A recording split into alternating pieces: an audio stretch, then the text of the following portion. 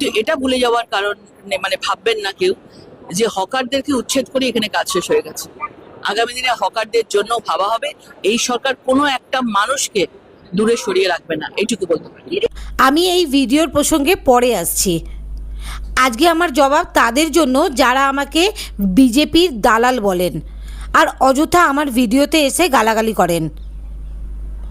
আপনারা হয়তো জানেন না, 15 বছর আগে আমি আশেপাশের সমস্ত প্রতিবেশীদের বাড়িতে গিয়ে গিয়ে বলে এসেছিলাম, প্লিজ আপনারা কেউ সিপিএমকে ভোট দেবেন না, প্লিজ তৃণমূলকে ভোটটা দয়া করে দেবেন।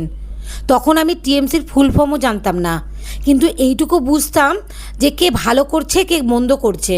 আপনারা কিন্তু কেউ ভাববেন না যে সবাই একদম খুব ভালোবেসে বিজেপিকে বাংলায় নিয়ে এসেছে, না তা কিন্তু নয়। অনেকে কিন্তু তৃণমূলকে ঘৃণা করে বিরক্ত হয়ে তাদের অরাজকতায় অত্যাচারিত হয়ে বিজেপিকে নিয়ে এসেছে। নাহলে বাঙালিরা কোনোদিন নন বেঙ্গলি পার্টিকে কিন্তু বাংলায় আসতে দেবে এরম কিন্তু হতে পারতো না। আর বিজেপির কাছে মাত্র 5টা বছরের সময় আছে, যদি ঠিকঠাক কাজ না করেন তাহলে সেই সিপিএম আর তৃণমূলের মতনই অবস্থা হবে। এবার আসছি আমি প্রথমে যে ভিডিওটা আপনাদের দেখিয়েছিলাম সেই ভিডিওর প্রসঙ্গে।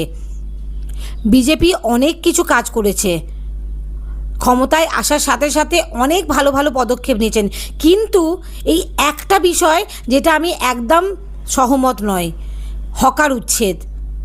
নিশ্চয়ই হকার উচ্ছেদ হবে, কিন্তু আপনাদের আগে হকারদের জন্য কিছু ব্যবস্থা করে নেওয়ার দরকার ছিল, তারপরে হকার উচ্ছেদের কথা ভাবা উচিত ছিল।